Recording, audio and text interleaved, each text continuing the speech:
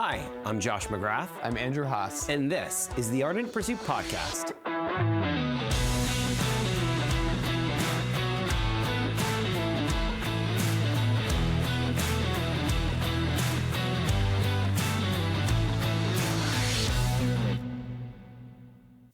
Today is episode 5 of our 8-part series, equipping you to have a vision for this year.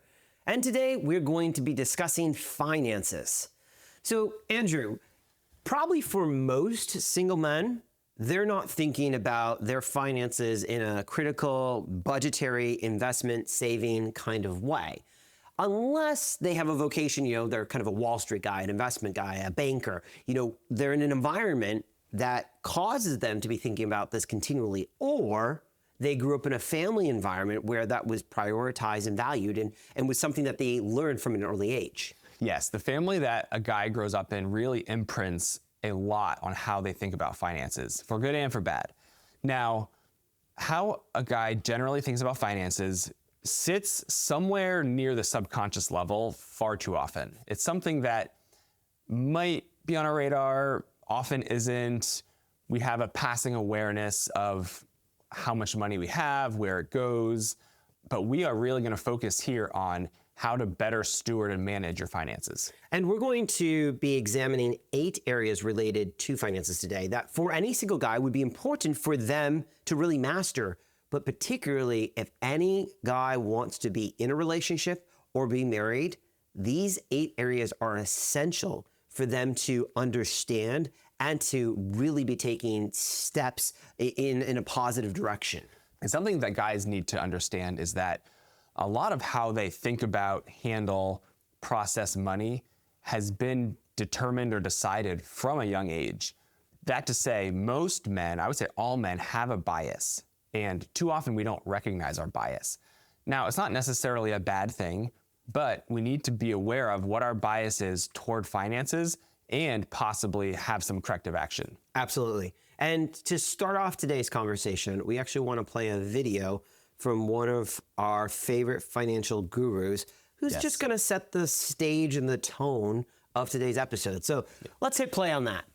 Everybody's all worried about everybody's feelings these days. I'm not worried about your feelings. I'll make a living hurting your feelings. Let me tell you what feels good. Not having any dadgum payments, that's what feels good. Having a pile of money in the bank, that feels good. Being wealthy enough to take your eyes off yourself and not be so dad-blame self-centered and actually be generous, that feels good. But no, we live on the junk food of finance. And financially, we've got an obese culture that's lost its mind.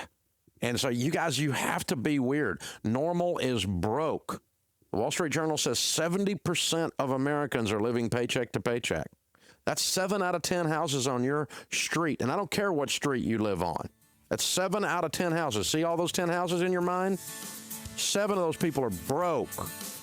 Oh, they look good, but they're acting rich. They're not rich. It's what they call in Texas, big hat, no cattle. Don't live like that. It's time to be weird. I mean, I appreciate him because he's like, I'm not angry, you're angry. I'm not emotional, you're emotional. Classic Dave. Gotta love it. No nonsense. But he makes a good point. We're on the junk food of finance. And too many of us live with this financial diet of just junk food. And we need to take some steps toward healthier financial decisions. So to start, we're going to talk about income. Yeah, the first area that we want to explore is, do you even have an income? Yes. All too often, single guys are mooching off their parents, living off a system that they're not contributing to. And it's important that men shoulder the burden and responsibility of working hard, of earning an income, in order so that they can provide not only for themselves, but for others who one day may be dependent upon them. And if you don't have an income, your first job is to get a job. And is that income consistent? So it is important for a guy to have consistent income. And by that, we don't mean, are you making X amount per week or per month? Because you could have a job that, say, it could be seasonal, or commission-based. Could be commission-based, for hire. Yep. If you're a photographer, and it's more of, am I consistently getting work over the long haul, 6 months, a year, 2 years, 3 years? Am I consistently getting work and an income. That's what you need to pay attention to. And that's what a guy's focus needs to be. Yes, because the average single man in the U.S. makes about $34,000 a year. Which, for a young guy, if you're in high school, early college, that sounds like a lot. And that's great money. I never made that much until I was well out of college. But later on in life, if you're bearing the responsibility of a family, if you're leading a wife and children, if you're engaged in your community, very quickly you're going to feel the squeeze. And it's important for men to not reject a particular vocation, a particular job, simply because maybe it's not their dream job. And so they're sitting passively at home in hopes that their dream job comes along. That's going to be very rare. Most of the time, when men are in a position, in a job, in a vocation that they absolutely love, where they're, successful, where they're financially doing well, it is very, very, very rare that that is a job that they stumble into early on in their career. That is often something that comes, 10, 15, 20 years down the road as they've applied themselves in positions that perhaps don't look as fun, as sexy as the, executive manager level position. Too often, a guy will wait around for the perfect job versus just having a job. So while a guy should pursue work that he finds interesting and engaging, it's more important that a guy work than to do the work he loves. So too often men will not do anything and wait for their dream job versus working now while working toward their dream job. And I would say if you're under the age of 25, you should be working any job that you can get your hands on. I don't care if it's a minimum wage job. I don't care if it's a manual labor job. I don't care if it's a night shift job. You need to get out there and leverage your freedom, flexibility, and energy to be working hard so that you can earn an income, so that you can learn new skills, so that you can build your resume, all things that will benefit you down the road. And I know sometimes people are like, well, only pick jobs that are going to, lead you kind of strategically, linearly to the job you eventually want. And that's actually crazy. Because throughout, high school and college and even post-college, I did a ton of construction. So whether it was roofing, framing, electrical, plumbing, it was all great skills that I learned that I now have, but I knew I didn't want to go into construction. And construction really has never been my vocation other than for a few short years, in high school, college, and then shortly after college.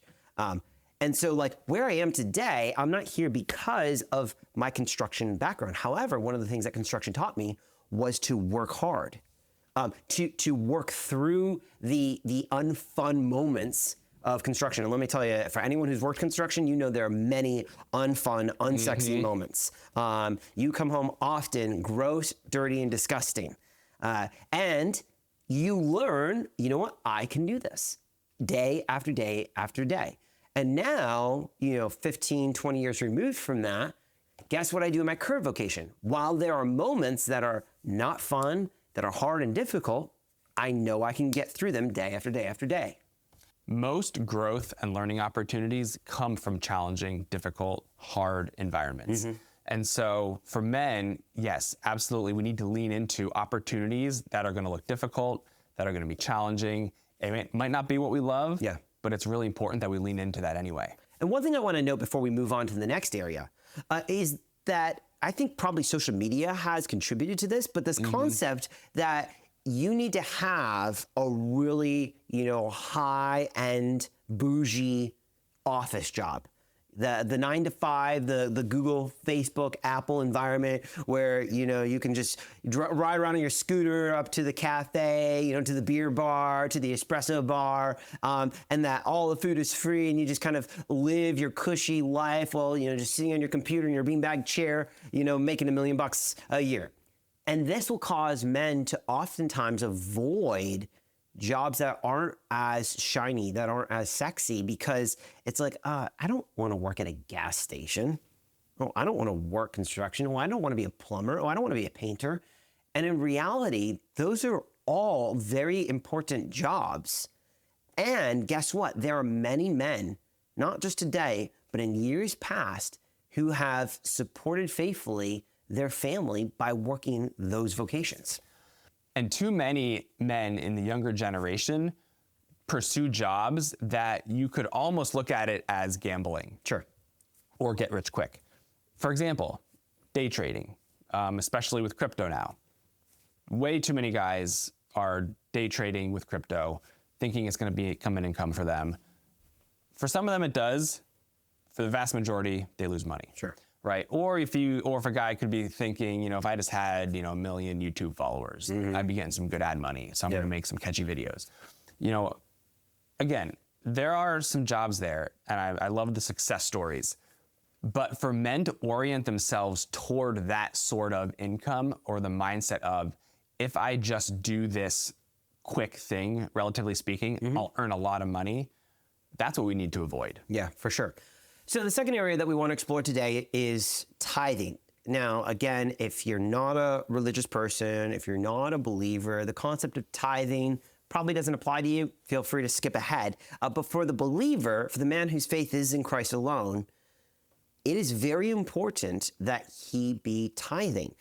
Now, I know we're going to have some detractors who say, oh, that's part of the Old Covenant, the Old Testament. And they're correct. Yes, the tithing was set up under the Mosaic Law, and it is a 10% of your first fruits. That was the commandment. Now, the New Testament commandment is much greater than that. It's a radical call to give, well beyond the 10%. And so the 10% is just a helpful rubric for us humans to use as a baseline for our giving. As a baseline, as New Testament believers, as a base, we got to be giving 10%. And even if you don't have a religious background, I would argue that if you decide to give away 10% of your income, could be to a sibling, a neighbor, a church, A nonprofit. It matters less where the money goes.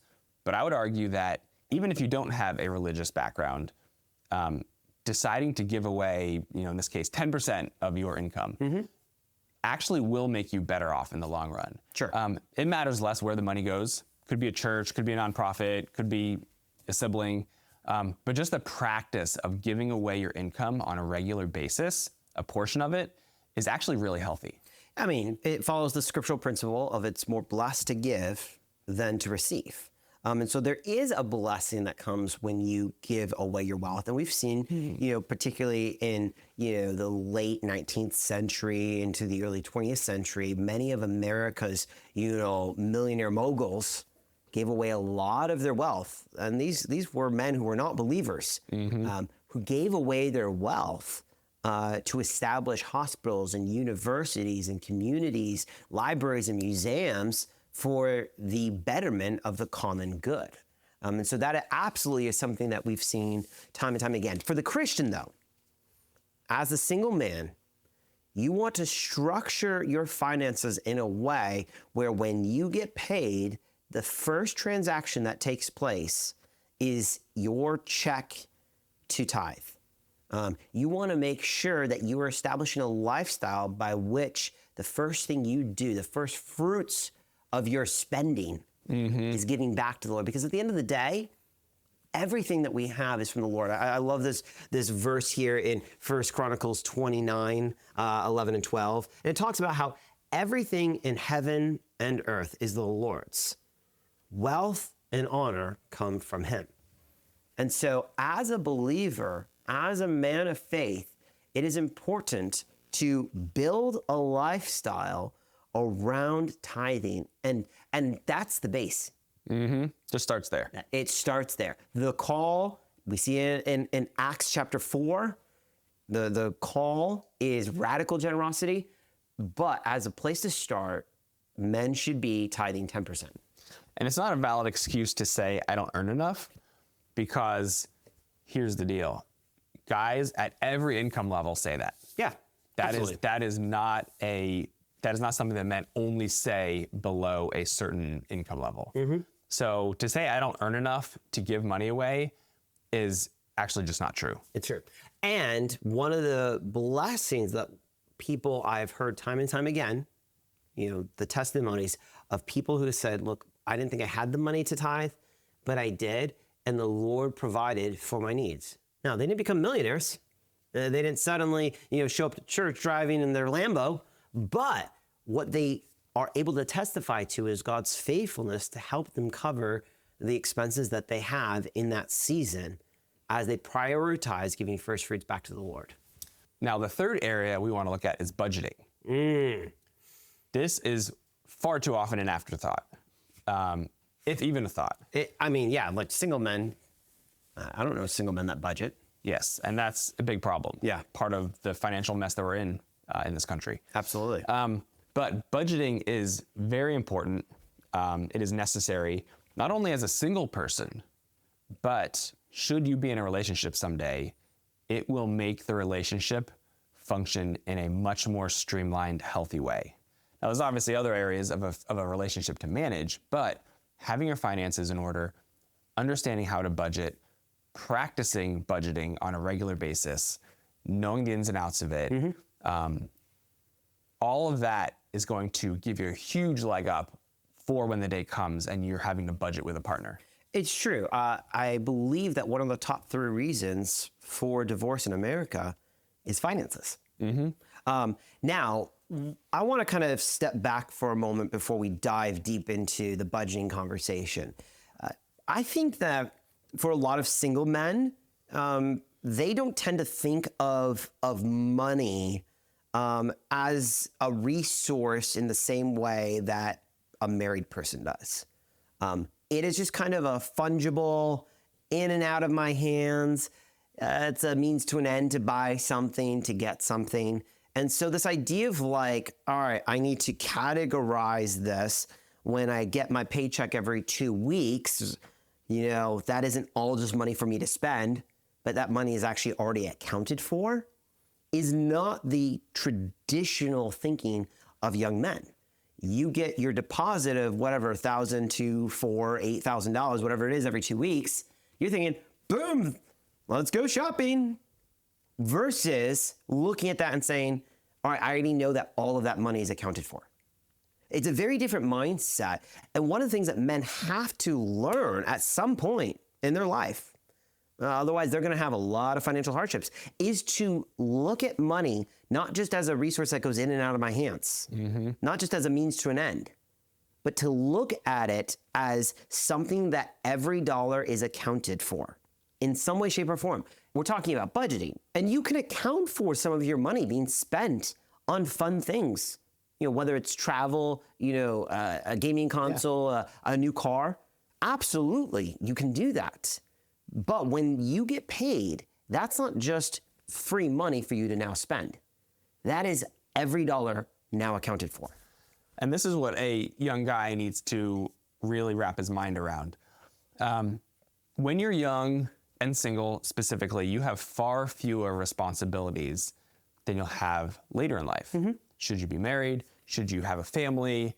Depending on how far you advance in your career. And early on, you'll have a lot more discretionary income. Tons more. And the temptation there is to spend it. Yep. Hey, I have extra income. All my bills are paid. All my responsibilities are taken care of. And I have a bunch of leftover money and want to go buy some nice things. But if you practice saving and investing a large part of that free money, later in life, you're already in that mindset. You're already in that habit. So when that day comes and you have more responsibility, you have less discretionary income. Yeah. And having the mindset and the skill and the habit already in place of spending less is going to serve you really well. When I was 14, I got a job at a local restaurant where I worked, weekends and holidays as a busser. And I did that for 3 years, 14, 15, 16 ish, maybe into my 17th year. And it wasn't uncommon that if you were working a Friday and Saturday night, especially, that as a busser, you could walk home with $500. So, I would earn $500 a weekend pretty easily. And at 14 and 15, that's a ton of money. That's good money. Yeah, we're talking, early, 2000s here. And I did that for several years, earning probably tens of thousands of dollars. As a guy should. And I spent it all on pizza and hamburgers and movies and Old Navy and CDs, because of course CDs were a thing at CDs. that time.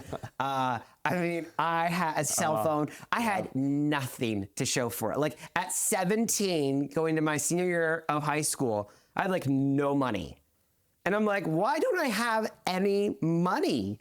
And it was amazing, like how quickly you could spend $500 because you're paid in cash. So it wasn't like there was I had to wait for a check. I didn't have to go to the bank. I'd literally just come home with $500 in cash because they paid out at the end of the weekend.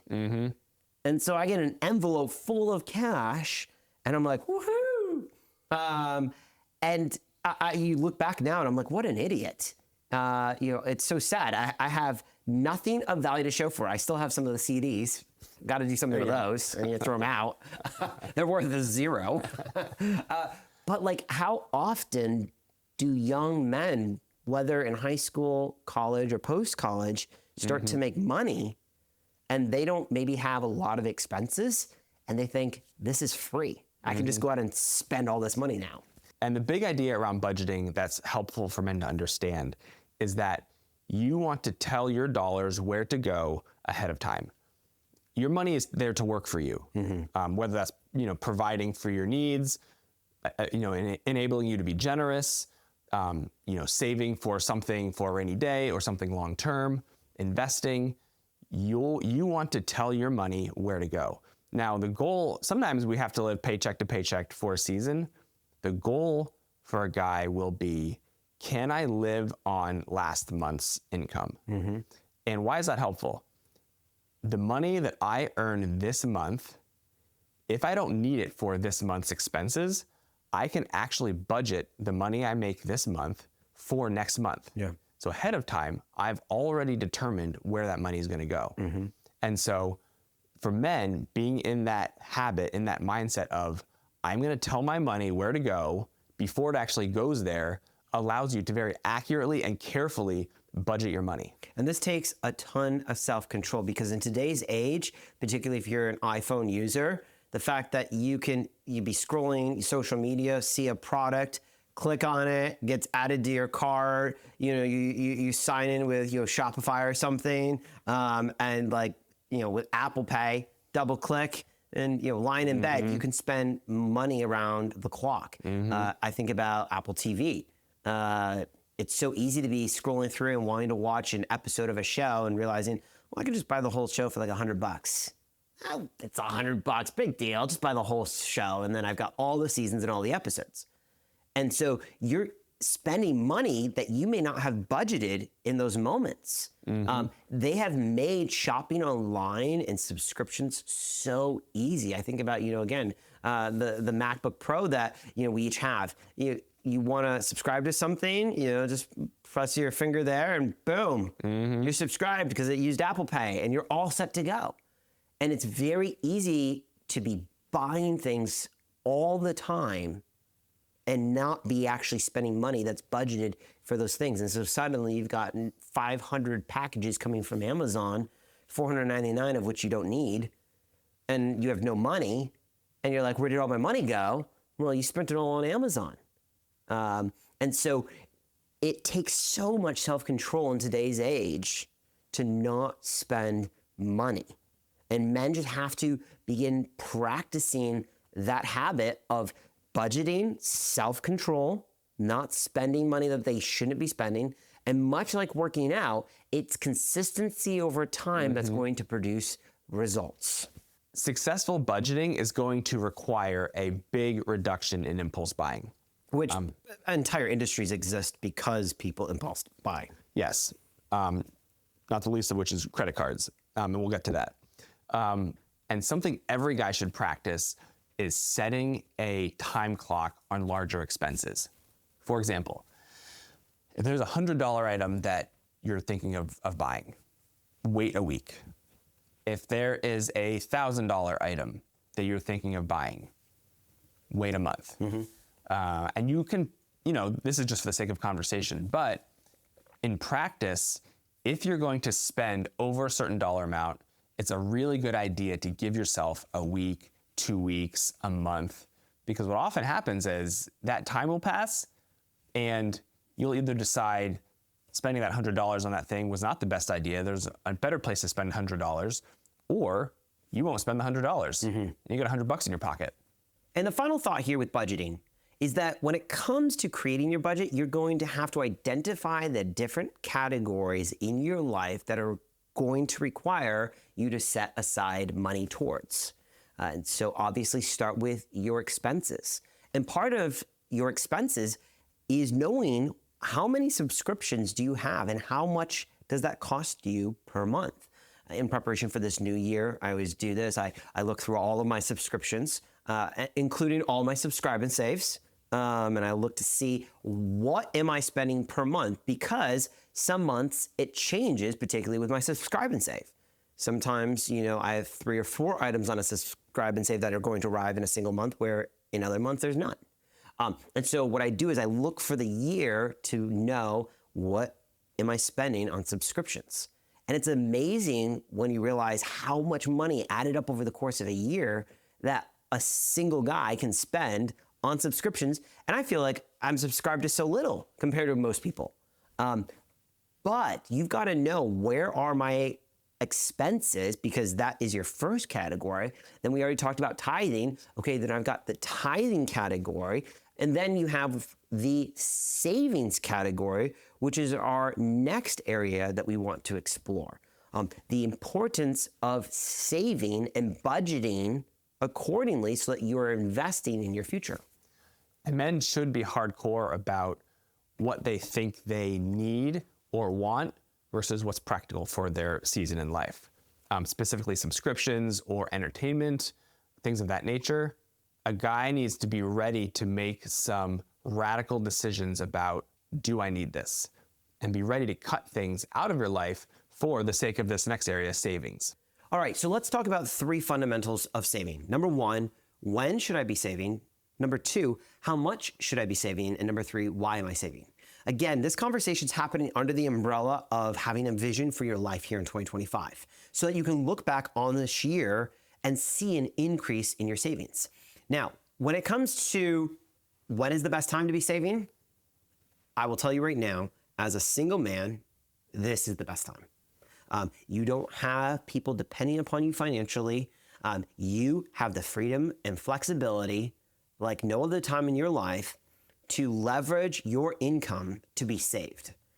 And so use this season of your life to save your money for a future investment. It's such a great opportunity. Number 2, how much should you be saving? Well, that's a great question that you need to invite counselors into. I've heard of people breaking it down by different percentages of their income post expenses. Again, you've got to find out what works for you. And finally, number 3, why am I saving? This is important because you're not just looking to store up tens of thousands of dollars in your bank account. This is not a Christmas Carol Scrooge moment where you're just counting the dollars and Scrooge McDuck looking at all his gold coins and just so happy and proud of what he's amassed. There has to be purpose behind the saving that you're doing. And so understanding the why behind the savings is really important. And generally speaking, the fewer responsibilities that a guy has, the greater his ability to save will be. And that's the mindset that men need to approach saving with. With my income, as a young guy, fewer responsibilities, I can set aside more of my income to saving. That should be the default approach. And then outside of that, you can fill in the rest of your budget with, there'll be fun things in there. But the starting point should be, if I have fewer responsibilities, I will have greater ability to save. Time and again, I've heard stories of, men who want to be married. They end up falling in love with a girl, and they go and ask the father for permission to marry her. And one of the questions the father has is regarding his financial status and means. And it's not uncommon that one of the questions is, do you have any savings? And if a guy who wants to marry a woman says no, even if he's debt free, I can imagine that as a father of a daughter that you would be like, bro, you want to get married, but you have no savings? Like, well, what does that reflect regarding your responsibility, regarding your vision, regarding your management of finances? Right. It's not about the dollars themselves. It's about what it represents. What's the big picture here? Why don't you have savings? What has been lacking in your past that has led you to this point? And knowing the why is really important, as you alluded to. This isn't just, I'm going to save for the rest of my life and die with a big bank account. As your savings increase, it opens up a lot of doors that you did not have available to you earlier. You can invest more. You can possibly start earning passive income. You have the opportunity to be a lot more generous. So knowing the why is very important. And also having savings goals, while they're very important as well, if you've checked all of your savings goals and you think, okay, my vacation is saved up for, the car fund is saved up. Sure. If all that's taken care of and you think I don't have any other savings goals, one, get more savings goals, but two, even in the absence of any specific goal, still it's a good habit to save. So let's utilize some of our favorite financial guru's advice, Dave Ramsey. Start with an emergency fund. Yes. You should have $1,000 cash that you can access at any moment. Because the reality is, whether it's your car breaking down, a health need, something else in your life, it's really good to know that at any moment you have access to $1,000 cash. And the second thing is work towards having 3 to 6 months of, expenditures saved up so that should there come a moment where maybe you lose your job or again, a health issue, you break both your legs and you can't go to work. You're not suddenly in financial dire need, but you can begin to live off of your savings for that season. That's 2 very good goals that every man in 2025 should aim to accomplish this year, beyond simply having a savings for many other purposes, which could also include wanting to be married.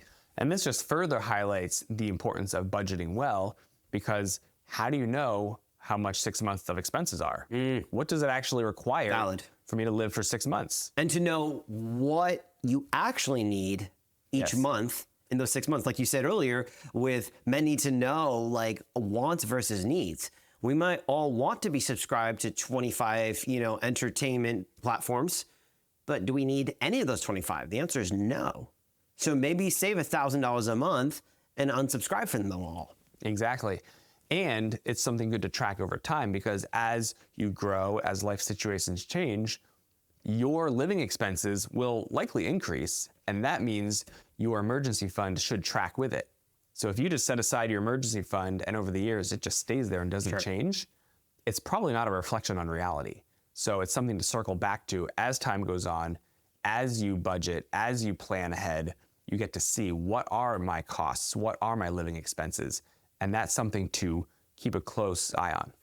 Now, for men who come from the Christian worldview, it's important for them to recall that Jesus said in Matthew 6 that we are not to lay up treasures here on earth where moth and rust can get to them, right? But we are to lay our treasures up in heaven. That said, Jesus isn't saying don't save. Jesus is not saying don't be responsible. Jesus is not saying don't use wisdom. All of those things still apply when it comes to finances and saving. And we started this podcast because we want to equip single men to be initiators of romantic relationships that lead towards flourishing marriages. And one of the best ways to help equip a single man who wants to be married is to help him be financially responsible. And part of that responsibility is having a savings. And that Bible verse is really speaking to the heart of why we save. If I'm only saving money for my future self so that there's less friction in my life, I'm more comfortable, I have less problems, that's just all about me. And a guy needs to avoid that mindset. Though that can't be the front runner. That can't be the primary thing for why you're saving. Yeah. And that leads us to our 5th area, spending. Single and especially young men far too often buy things that they don't need. Oh, absolutely. I know we've already talked quite a bit about spending when we were talking about budgeting, so we won't cover everything. But I know that when you're 18, 20, 22, and you start to make money, you go out as a guy and you buy the nice car, the nice truck, the cool motorcycle, the awesome ATV or snowmobile. You're buying the watches and the sunglasses. You're spending money on incredible experiences. And not that any of that's a problem. It's not that any of that is wrong. But it's easy to spend money. Our culture has made it so easy. We talked about that just a little while ago. And as a single man who wants to set himself up for financial success, as a single man who may want to one day be in a relationship and married, you've got to begin to examine your spending habits and what you're spending on to determine whether or not this is a good investment in my future, because all spending is an investment of some kind. It might be a really bad investment, or it might be a really good investment. And the best investments are realized over time. And so if I'm going out and I'm spending, $50,000 on a cool car today, well, what is that investment worth 10 years down the road? Is it worth $50,000 or more? Or is it worth way less? Obviously, we all know cars are one of the worst investments you can possibly make.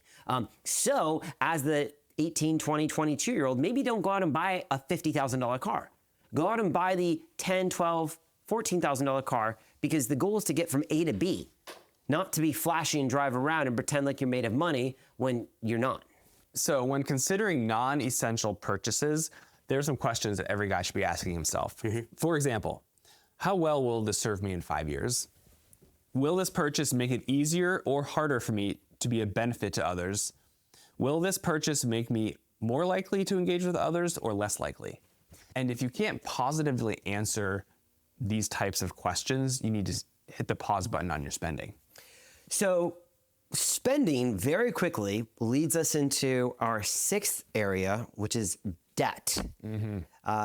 Proverbs 22:8 says, "The rich rules over the poor, and the borrower is the slave of the lender." So much of today's economy is built upon a lifestyle of debt.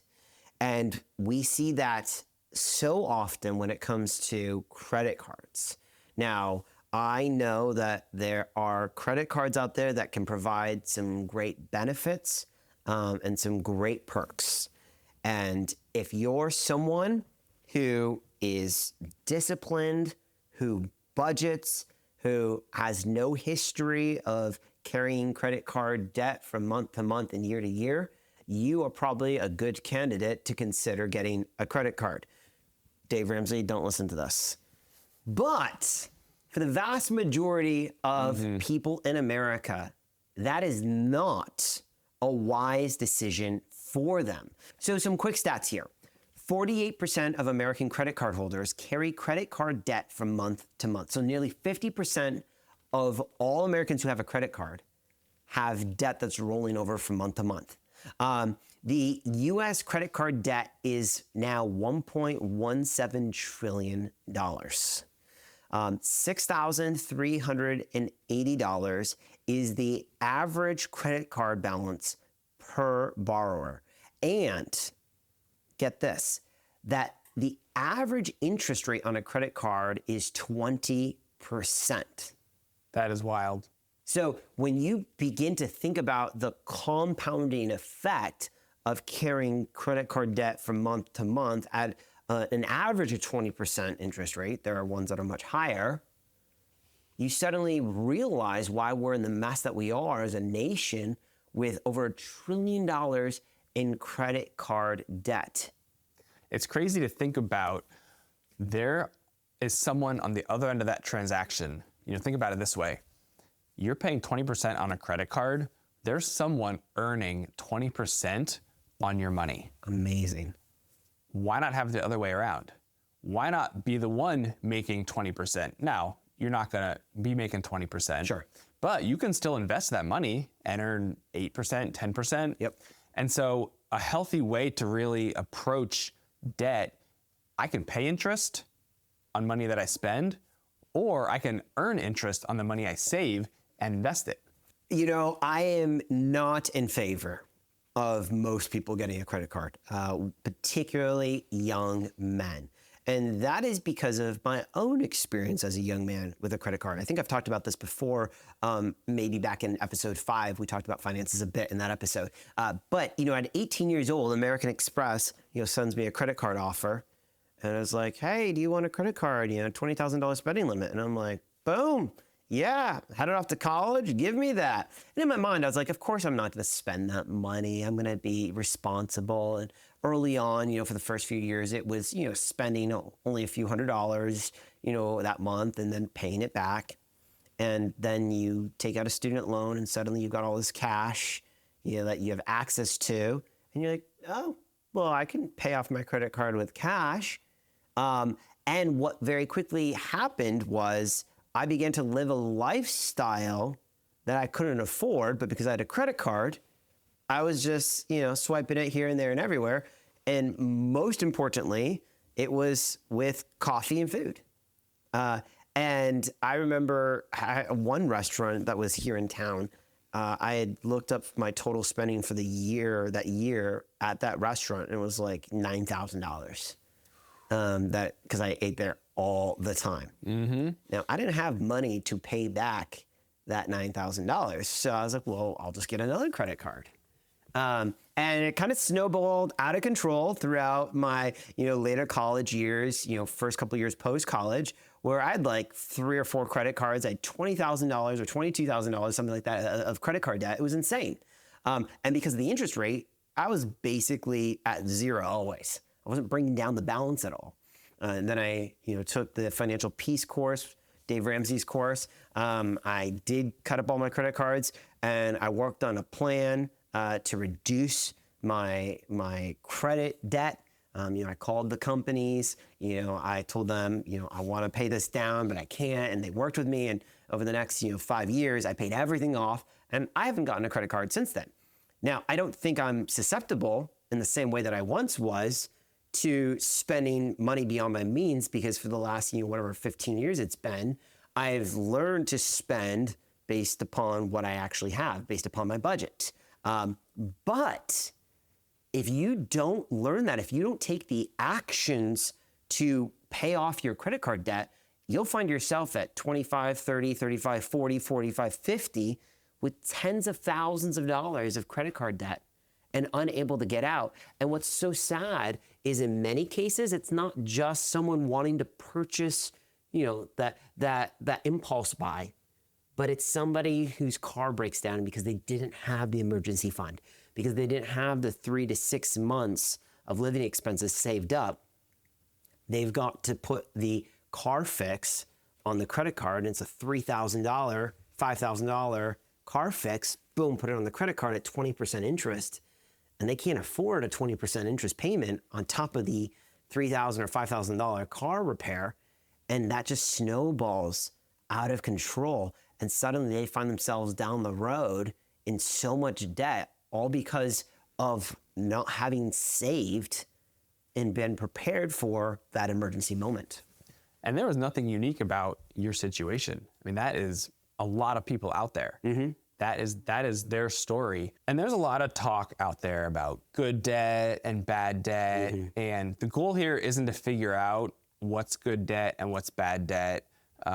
Personal opinion, all debt is bad debt. Very few cases where it makes sense.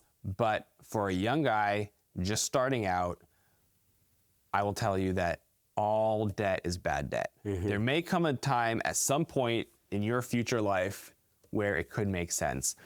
But credit cards especially, and I would go on to say all debt, is not going to be helpful. And men need to, from a young age, develop self-control in their spending habits to avoid being in a place where they're actually dependent upon, you know, a credit card company or a bank to fund their lifestyle. That is just unhealthy. It's a sign of immaturity. It's a sign of someone who is not man enough to manage his desire for certain things. whether it's a car, an experience, a certain type of whatever. And when you are young and you are single, you should not be finding yourself in a position where you need to be taking on debt. The rare exceptions are if you're a young single person where maybe you're getting into a business opportunity or you're purchasing a home. Those might be the rare opportunities. Again, this isn't a financial, advice podcast. This is just an observation from our own lives and working with many men and examining culture. And part of setting men up for success, particularly single men up for success if they want to be married, is eliminating the debt that they carry in their lives and making sure that whatever debt does exist, they are taking active strides towards paying that down so that when they find themselves in a place where they want to pursue a woman, they're not carrying this ball and chain of tens of thousands or hundreds of thousands of dollars of debt along with them into the marriage. Because while I've never been married, I've heard enough people talk about the financial stresses, particularly of the early years of marriage. And if you're both bringing tens of thousands of dollars of debt, particularly if it's credit card debt. Yes, finances can put a huge strain on a relationship, and they do. And that's the unfortunate part, is that too many men enter into these situations, into these environments, not fully understanding the weight and the responsibility of managing finances well. Exactly. So the seventh area that we want to examine now is investing. And we're not going to go into a lot of detail here, but it is never too early to start investing. If you're listening to this podcast and you're 14 or 16 or 18, you can start investing today. There are ways to do that. And one of the simplest on-ramps into investing is through the Robinhood app. That's something that I know I got into in 2020 when the world shut down and I had a lot more time, and I began thinking a lot more about finances and investments in the future. And, the government, unfortunately was sending people money left and right, like, grows on trees. And so I was like, okay, if money's coming into me, I want to make sure that I'm investing this in a wise way. How do I do that when I'm stuck at home and I know nothing about investments? And so I began doing research. I got a Robinhood account and I began to learn about the different types of investments that are out there.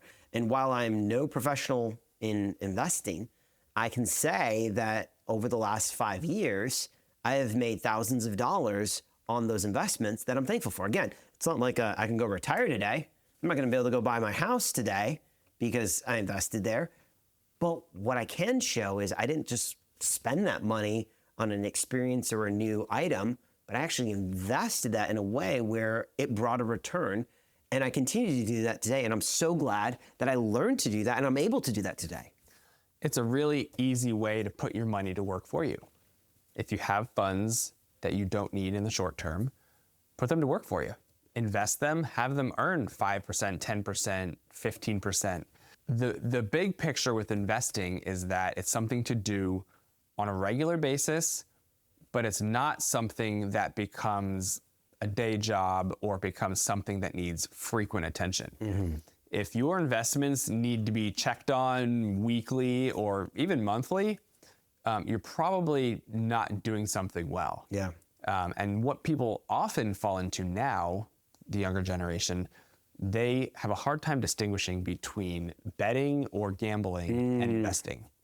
Yeah. Far too often, an increasing number of investments are actually just gambling. Yeah. Betting on an outcome. It could be crypto, it could be the stock market. And what you don't want to do is just cherry pick. I'm going to put my investment in this one thing, or I'm going to put it over in this one thing. As soon as you start cherry picking what you think a good investment is, that's a very quick way to lose basically everything. And one of the ways that men can learn to invest is by going to other men in their lives who are further down the road in the world of investment and asking for their wisdom and counsel. I know time and again, I've come to you to ask about different types of, opportunities to invest in, to find out what is your take on this. From your experience, what would you recommend? And what it is it's an opportunity to learn from others who know more than I do about investing. And so maybe you're 18, maybe you're 20, maybe you're 24, maybe you're 35 and you know nothing about investing. Don't go out tomorrow, get a Robinhood account, put all your money in it, and buy the first stock that looks pretty. Talk to the men in your lives. Do research online. Spend hours at least acclimating yourself to the world of investments, and don't pick the riskiest option out there. I know that when I first got into investing, I invested predominantly actually in oil. And part of the way I landed there was in my research during COVID was like, well, no one's driving. Oil prices plummeted because there was no longer a demand for it. And everyone was saying, well, at some point the world's going to open back up and oil prices are going to go back up. So I put the vast majority of my money into reputable oil companies that had a long history of financial success. And that I did because I researched and I was talking with people. And I'm so glad I did at the time. I did very well as a result. But for men, you've got to understand that investments there's high risk investments, there's low risk investments. And if you're just starting out, you should be picking low risk investments that are going to be realized in years to come, not just this year. And if you don't know the difference between a stock, a bond, a mutual fund, an EFT. Exactly. Go find somebody who does, because the last thing you want to do is just put your money into something that looks interesting or says it has a high return or somehow catches your attention. If you don't understand the fundamentals of why something works, do not put your money there. A guy should be looking into, how do I handle this money? How do I steward it well? Where are the places I can put this money to be invested that will give me the best chance of return? And there will be opportunities probably along the way for you to see gains very quickly. And to buy in one day, see it spike, and then to sell the next. Great if that is an opportunity that you stumble into. But don't try to manufacture those opportunities time and time again, because the endorphin high of that immediate increase can cause you to want to replicate it in another environment and take even greater risks, because you're thinking, well, if it spikes again the same way and I have this much money now invested, think about how much more I would get in return. And that really becomes a bit of like a gambling addiction, right? Like if I put more money down, think about how much more money I could win back. And that's not really what investments are about. Investments aren't about risking everything for a greater return, constantly living off of the highs of winning. It's about making educated, wise investments that have return over the long haul. Day trading is not an investment, nor is it a job, and far too often young guys will see it as both. For our final area, we're going to talk about generosity. So after all of these other things are in place, which is very important, then comes generosity. And the reason why is you don't want to try to be generous out of your lack. You need to get your house in order first in order to then be a blessing to others. And the call on the believer is always to be generous in every season. There's never a moment in your life as a Christian where you can say, I don't need to be generous. And generosity isn't restricted solely to finances. While today we are talking about finances, obviously generosity can be with, your time, your talents, your wisdom, as well though as the items you own, because of the things you've purchased, because of the way that you've spent your money, because of the way that you budgeted based upon your income. So it's all connected. And so the goal here today is to end our conversation on finances with an encouragement for men to be generous. Yes. Day in and day out, year over year, generosity should be a defining characteristic of every guy, even at a young age. Purpose to be generous in little and in big. it's less about the amount that you're generous in, but it's more that you are generous. And one of the ways that you can prepare for generosity is that can be a category in your budget. Should be. And this is generosity here, while maybe some would classify it as, like the nonprofit giving. I like to think of generosity as above and beyond that. You've got your tithe, your 10%. You've got maybe your additional beyond that giving, whether to a local church, to a nonprofit, supporting missionaries. Okay, that's great. But then you should have this generosity category, where it's just like an opportunity as you live life in community, with family, with friends, while you're out and about in the community, where you're looking and have the opportunity at a moment's notice to bless somebody financially. That is a really powerful place to be in. And that is a position that every guy should aspire to. Yes, absolutely. So let's talk homework here. This week, we want you to do a financial audit of your life. Obviously, this could include many things, but there are 4 specific things we want you to do. Number 1, track all of your income over the last 3 months. Number 2, track your expenditures over the last 3 months against your income. You should be able to see how much you're spending versus how much you're making. Number 3, tally up the total debt that you owe, whether that's credit card debt, student loans, or a car payment, or something else. You want to know exactly how much debt you have so that you can make a plan to pay down that debt. And finally, number 4, track your savings over the last 3 months. You want to see how much you are saving month over month. Then, based upon that information, make a strategic plan for 2025, how you're going to grow in these areas of finance that we talked about today. Now, if you're not able to just readily find this data and be able to pull it up, then you need to do a radical lifestyle change. And starting today, you need to track every single dollar in and every single dollar out. It's tedious, it's hard work, it takes time, but I will tell you right now, if you begin today, you will end 2025 in a much better position financially than you are right now.